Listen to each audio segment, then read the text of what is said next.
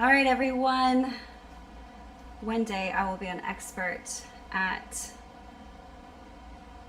live streaming. Right now, we're just trying to figure it all out. So I'm very excited to be here.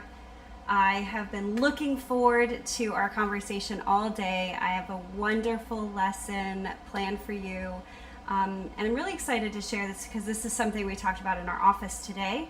I had my clinical interns here today, and so we were going over treatment planning and case notes and all the things. And so this discussion came up in the office, and then when I was talking to my great friend, Pastor Stephen Moetti, he was reiterating, the same concept, and I was like, this is a perfect lesson to talk about today. So I'm very grateful you are here. Like I said, the live stream is something I look forward to every week being able to do, and it's something that's a little bit challenging to work into my schedule, but I always just can't wait to be able to get online and share with you some of our conversations that we have about mental health, about helping communities heal, helping families heal, helping yourself heal. And today I have this great lesson. So if you are ready, get a cup of coffee. If you are on a water, drinking your water, get a glass of water, cup of tea, whatever you are doing for your health and for your comfort. I'm still finishing my morning coffee, and it's 5 o'clock. So actually it's 6 o'clock. I've been running very busy today. I haven't even gotten a chance to finish my coffee. So it is cold, but I'm still going to enjoy it. And then I'm switching to hot tea after this. So one of the things I really enjoy to use in my office is essential oils. And if you don't use essential oils, you are missing out. I love essential oils. I love Young Living Essential Oils is the brand that I use. And so I just got this particular oil. This is Wild Black Basil, and it's fantastic. It's such a beautiful aroma. I really love it. It's one of the newer oils from one of the Young Living collections. And so I have put this on, and this is how I mostly use my oils. I do use a diffuser, and I really enjoy that. But I love to just put some essential oils in my hand and breathe them in. And basil is not necessarily my favorite aroma, but this wild black basil is so peaceful. It's so lovely. It's very calming and recentering. It's just a wonderful, invigorating aroma. And so if you don't have this oil and you are a Young Living fan, I would definitely encourage you to add it to your collection. We keep them all over at the office. I usually have oils in my car, in my backpack, in my purse, and so usually I always have them on me. If I see you, ask me, what oil are you wearing, and I will share it with you. That's the oil I'm wearing today, and I'm so grateful for oils, because oils are from plants, and I believe that God created us to live in an environment and an ecosystem with plants, and He put us in a garden, and our calling in life is to get as close to Eden as we can. And so oils are a part of recentering for me, of being called back to the garden, of spending time in prayer and meditation and mindfulness. And so that is how I use oils, and I invite you to try them. And so if you are in Uganda and you are watching this, when I come back in January, I will bring you some oils. I will bring some oils with me to share with my Uganda partners. So because oils are such a wonderful calming and connecting tool to use, because they're plants. They're plant juice. That's what oils are. Okay, so let's get to today's lesson. Today's lesson is finding the root. And when I was in Uganda last January, I actually spoke about this at one of the churches that I spoke on. And so I want to take it kind of in a little bit more deeper of a direction than just the information I presented there. So if you had heard me speak, this would be a great reminder for you. This is one of the therapeutic lessons that I use often. And I want to just kind of set up why this lesson is so important. So, when we work with individuals that are dealing with trauma, depression, anxiety, issues, relationship problems, life circumstances, many times the presenting problem, the thing that they come to you with, is the first thing that you will want to respond to or begin developing a program or a treatment to address. And I'll give you an example. If someone comes to your office or you're in a program and someone says, I have a lot of anger. I'm just very angry, or I'm very anxious, or I have depression, or I'm feeling suicidal. A lot of times we will want to immediately respond to the anger, the depression, the suicidal thoughts, and we forget to go deeper. We forget to go, well, why are you angry? What is behind the anger? What is fueling this anger? What is creating the anxiety? What is triggering the suicidal ideation? And we'll want to stop and start treating the symptoms instead of digging deeper to find out where these symptoms start. Now, in trauma therapy, there's 3 types of trauma therapy. There's pharmacological treatment, and that is when you use medications or substances to reduce the trauma systems in the brain. And pharmacological treatments work in reducing the natural responses to trauma in the brain. So your body has a sympathetic nervous system, a parasympathetic nervous system. And one of the functions of this is to create the alarm systems that when you recognize danger or you recognize harm, you immediately have a natural alarm system in the body to alert you. Danger, problem, alarm. And your body will create a natural chemical response, right? Your body will get rushed with adrenaline, endorphins, the blood flow will increase, your heart rate will begin racing, you might get sweaty, you might have like an emotional surprise or response. All of that is a natural process to a danger or an alarm system. Your body also has a responding nervous system response to begin calming the body, right? And so as your body tries to calm that alarm system, that works in order to begin bringing you back to a state of homeostasis or a state of peace. Well, if you are in a situation where you're getting triggered a lot, you're living in a situation where you feel that you are at danger often, or you're in a place of abuse, or you're living on the streets, or you're dealing with a lot of trauma, regular, repeated trauma. Maybe it's trauma that is happening to you, right? You're in an abusive relationship, or you are having chronic medical conditions, so you're constantly being rehospitalized or experiencing pain. Your alarm systems are constantly getting triggered. Or if you live in an environment where you are witnessing trauma, right? And the brain can't always recognize between witnessing trauma and experiencing it yourself. So you are seeing abuse, you are seeing domestic violence, you are witnessing deprivation, harm. We deal a lot with this with first responders, where they visually see the trauma that happens to people, from car accidents to violence. And so their brain doesn't always know the difference between that happened to that person versus that happened to someone I care about or myself.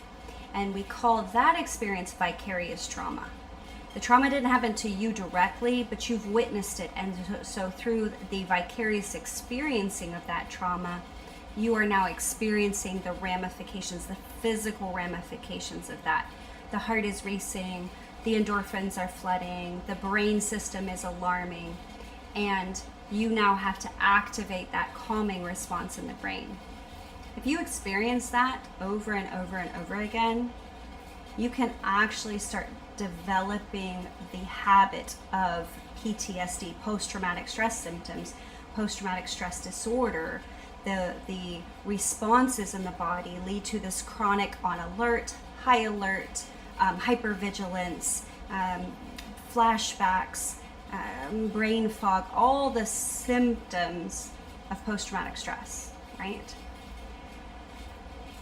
So the way we treat that in the US specifically is the first thing that providers will often do is to start engaging a medication that will reduce the brain's response to trauma, right? That alarm system, that calms that alarm system with medication. This is why a lot of people with high stress or chronic issues will use a substance like alcohol or a illicit substance, a drug that actually calms, an opioid that will calm the brain's alarm system, and it will actually remove that sense of hypervigilance. That's called self-medication. When you're taking a substance like alcohol or a prescription, or even that prescription was something that you weren't prescribed, but you got that from a friend, that's illicit use of a substance, right? That's a substance use disorder.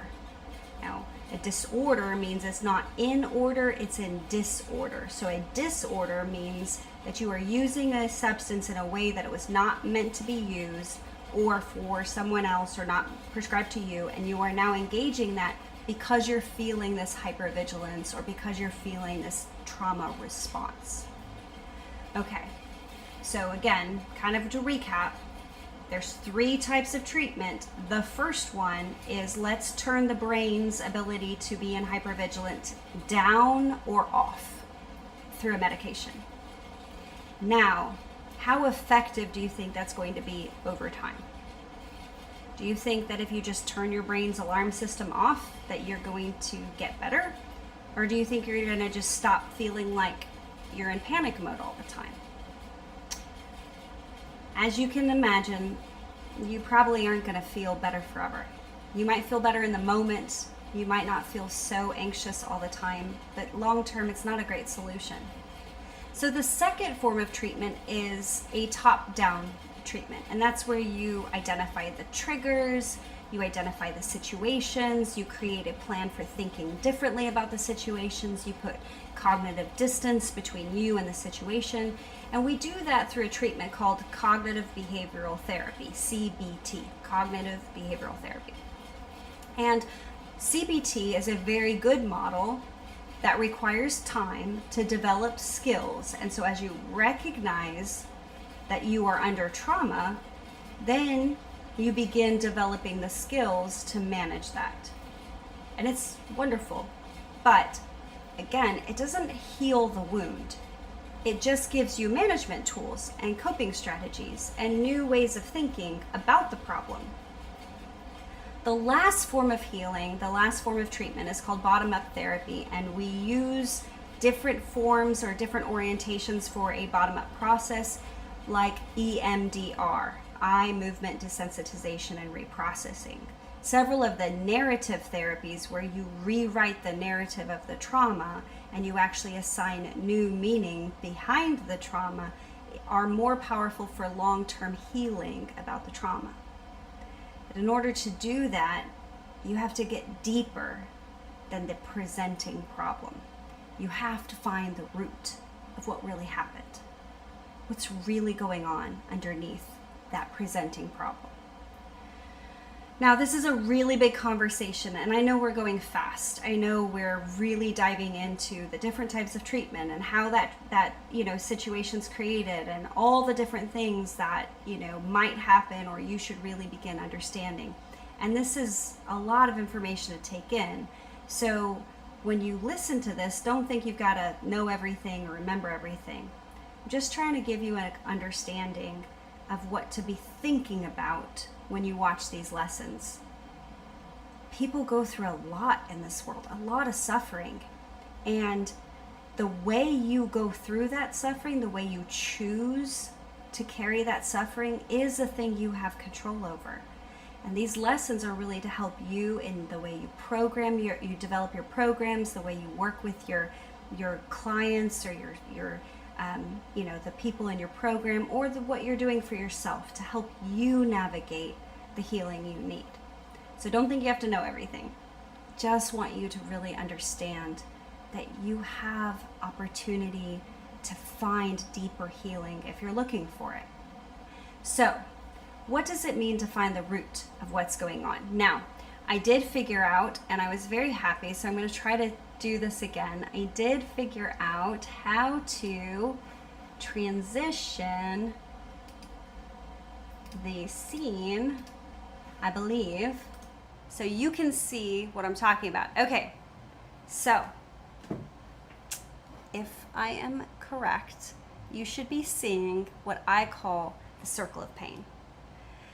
When I talk to clients that come into my office, this is the first lesson that I do with them. We call it the circle of pain. So you see in front of you 3 circles, right? Don't look at the clouds right now, just look at the 3 circles. The top circle is the symptom.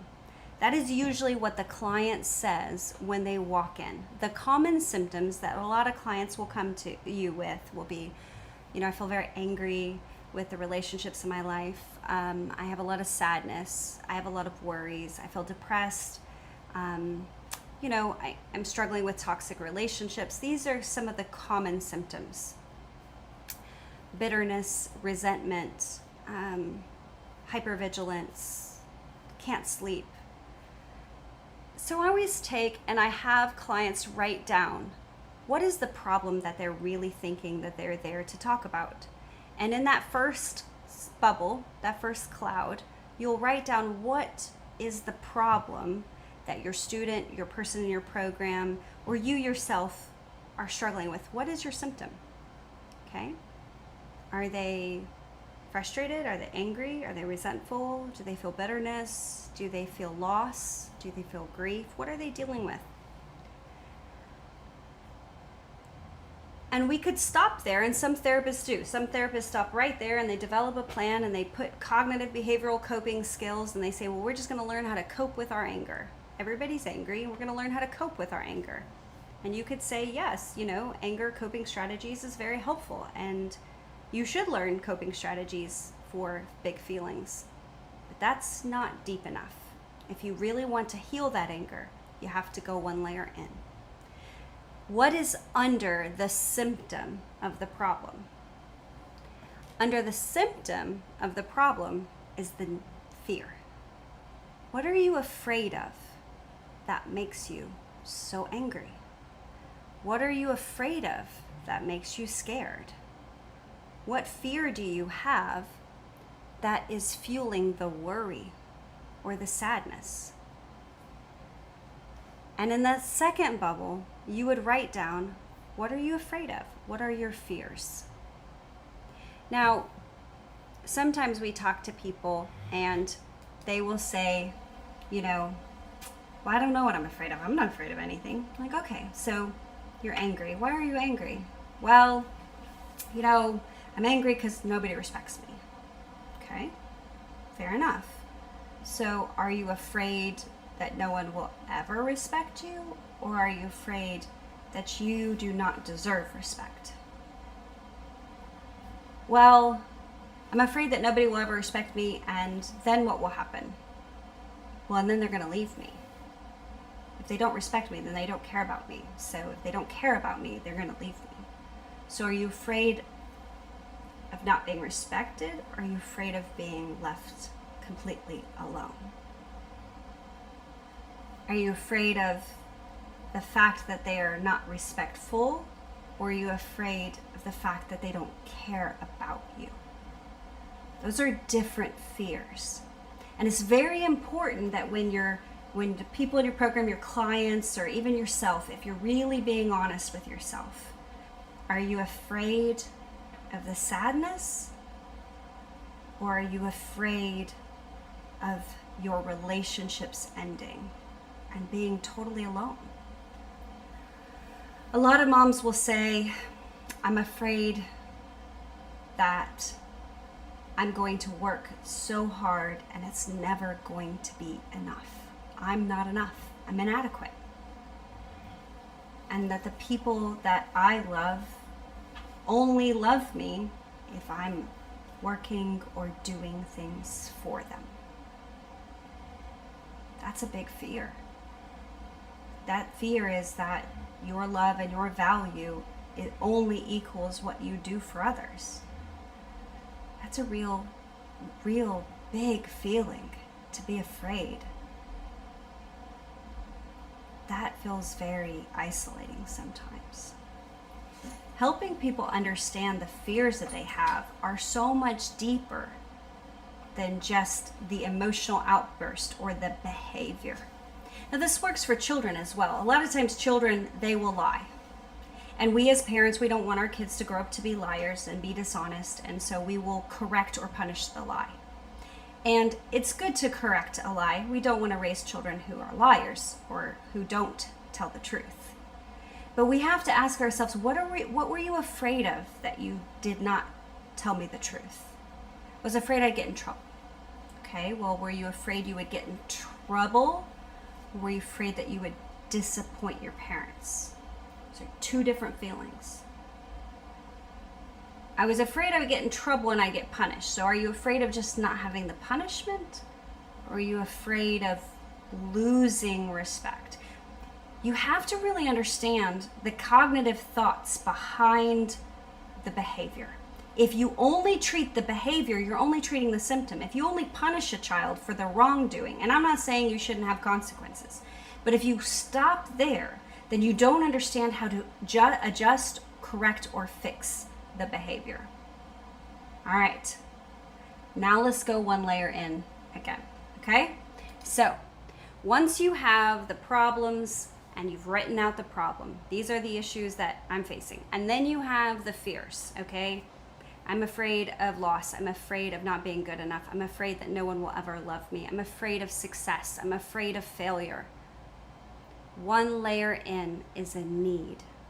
What do you need in order to not be afraid? What do you need in order to not be afraid that the people you love won't love you? What do you need in order to not be afraid that you deserve the evil that's befallen you in your life? What do you need in order to not be afraid that you're not good enough? Now, if you remember the last lesson, the lesson last week in lesson 5, and I couldn't figure out how to show you my screen in lesson 5. I figured that out. So if you remember the last lesson, you'll remember that Maslow's hierarchy of needs is based on survival, safety, love and belonging, purpose, and then self-actualization. And all your needs can actually be charted back to Maslow's hierarchy of needs. So if you need, what would you need in order to not be afraid of abandonment? Well, love, acceptance, forgiveness, understanding, appreciation, validation, reassurance, safety. Those are the needs we all have. All humans have those needs. Kindness, value.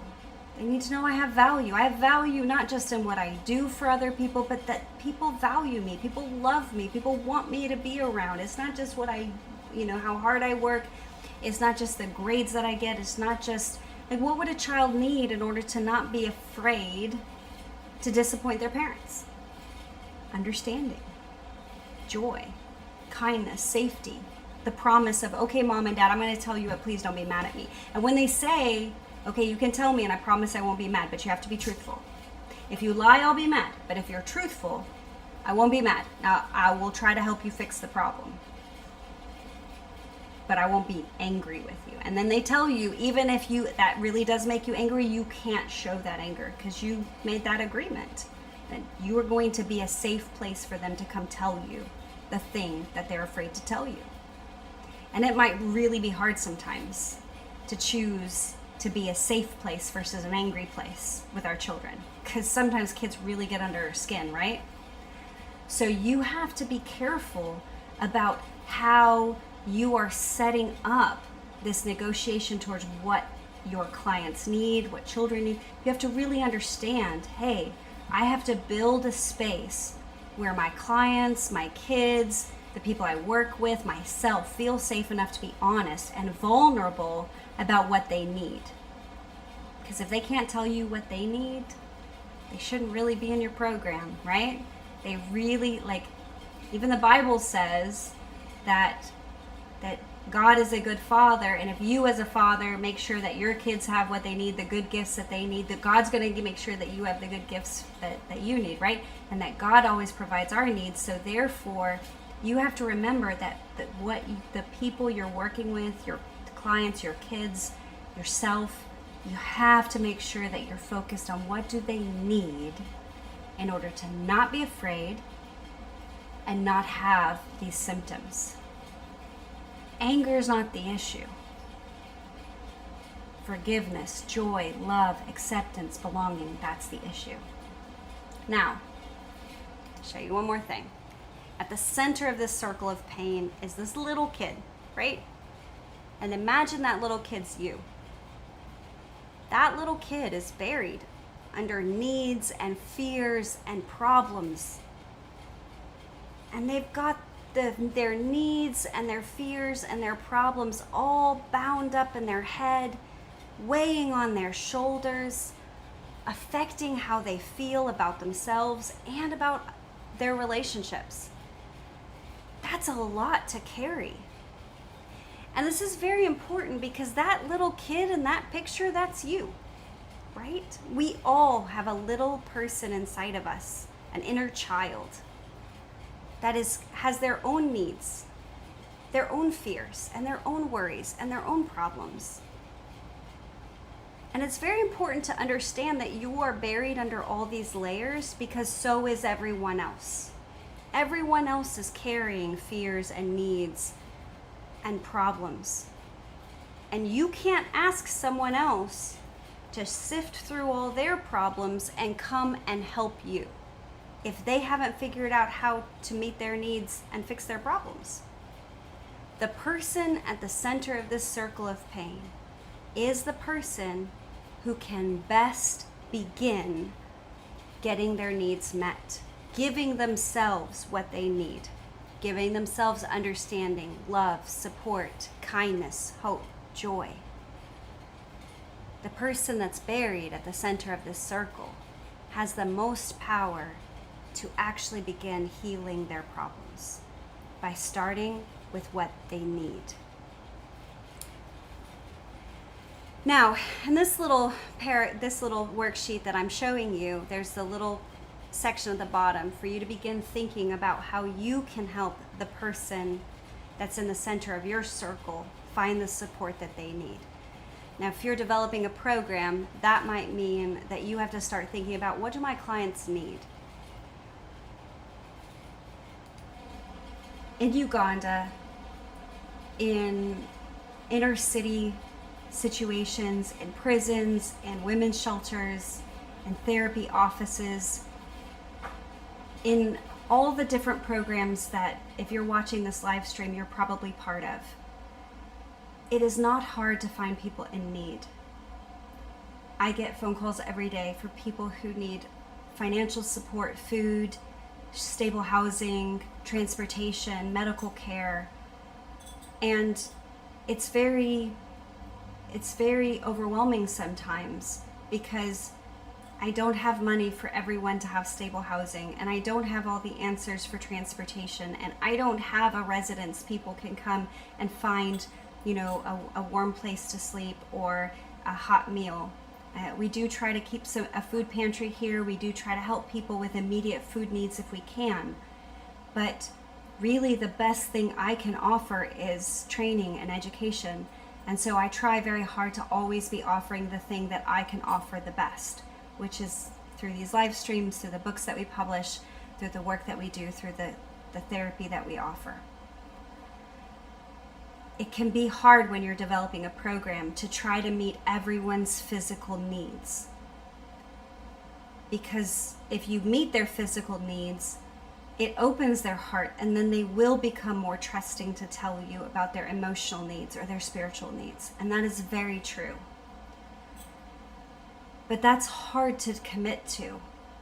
Physical needs, sustaining people's physical needs is a lot. Requires a lot of money, a lot of resources. And you might not have that resource in your organization. Our organization has limited resources.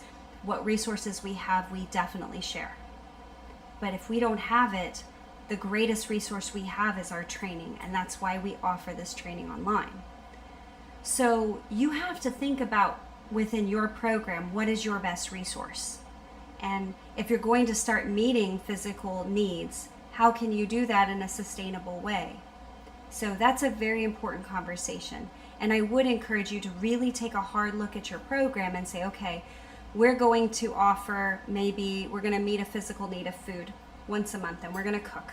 Or maybe we're going to do a prison ministry, or a hospital ministry, or a church ministry, or maybe we're going to do a transportation ministry. We have a great transportation program here, and I don't drive transportation buses, but I can buy vouchers. So when I have extra money, I will buy vouchers, and we'll give out those vouchers. And that's a great thing to do, right? But that doesn't actually heal the emotional wounds. So you have to remember that if your program is really about helping people heal, then yes, you can try to meet those physical needs, those actual food, transportation, safety needs, and that's very important to get them to become vulnerable and tell you their emotional needs. But you can't forget to take the conversation towards what do they need in order to forgive themselves? What do they need in order to show compassion to themselves? What do they need in order to accept grace into their life? To become vulnerable and tell you about their trauma? Sometimes your greatest gift that you can offer another human being is your presence. The gift of your conversation, the gift of your time. And this is why we have that campaign, I Have 8 Minutes. I don't know if you've seen my I Have 8 Minutes campaign, but I love it. It only takes 8 minutes to help someone through crisis. Would you be a person who would give 8 minutes if someone you cared about needed it? 8 minutes is all it takes. And sometimes what people need is they need you to take 8 minutes to help them. And that's enough sometimes. So look at your program. Think about the people that you serve and what do they really need. I know they'll come to you with problems, and I know that they'll talk to you about their emotional pain and their suffering and their depression and anxiety. But begin thinking beyond that. Look deeper. Ask yourself, what are they afraid of that they stay in these toxic relationships? What are they afraid of that they hold on to their bitterness so hard? What are they afraid of that they won't become vulnerable and open up their heart to me or to my team or my program? What do they need? They need connection. They need love. They need you. When I was in Uganda, I had the great privilege of visiting a children's orphanage, and it was one of the most incredible experiences I've had maybe in my entire life. And when I tell you that that place is a sacred place in my heart, it was such a loving and kind and beautiful place to visit. But there were several children there that were still very angry. They were very bitter from their life on the streets, from the pain that they had experienced, from the trauma. And only through the time and the dedicated love from the staff there, only from the safety that that place could offer, and from the intentional conversations, can those children begin realizing that their life really can change, really can be different, by allowing yourself to let go of the problem and ask yourself, what do I really need in order to be safe? That is when you can really start leaning into healing. So, what do you need in order to not be afraid anymore. And if you had that need met, could you find a way to focus on that need in your life? Could you find a way to offer that to yourself? Could you find the support you need in order to allow yourself to receive that love, understanding, peace, and joy? If you need help with this, if you would like worksheets on this, if you'd like to take this exercise and do this for yourself, go to our website, www.nicholscenter.org, and become a member. Now you can become a subscriber and get our newsletter, but there is a little button on the little menu that says become a member. Join the membership and join the International Leadership Group. I will be putting this worksheet in there so that you could print this off and fill this out. Share this lesson. I challenge you in your program to sit down with your clients and just start digging a little deeper. If they give you a shallow answer or a quick answer, push back just a little bit. Are you worried about this? Are you afraid of this? Or is there something else going on? Get down to the root. A great question to ask is, what's your earliest memory of feeling this way? What's the first time in your life that you remember feeling disrespected? What happened? What other emotions are there? Where do you feel this in your body? What's happening for you when I say, I feel disrespected? What happens in your body? I feel angry. Where do you feel that anger? When was the first time you felt that anger? What are you holding on to that if you let that anger go, that you would feel something different? These are great questions to ask. All right. I hope you really enjoyed this lesson. I've been looking forward to sharing this with you all day. I'm so grateful for you. I'm grateful for my friends in Uganda who are doing incredible work, incredible programs. I'm going to be putting together a newsletter to send that out so you can learn more about the partnerships going on in Uganda. I'm also going to be talking about some of the great work that we're doing here in the near future. So until next week that I'm able to sit down in the peaceful quiet of my office and share something with you. If there is a lesson you would like more information about, please go on the comments in the comments below and leave that information. I would love to hear more about what you would like to learn so that I can craft these lessons a little bit better. So I'm grateful for all of you. I hope you have a wonderful evening, and I will talk to you next time.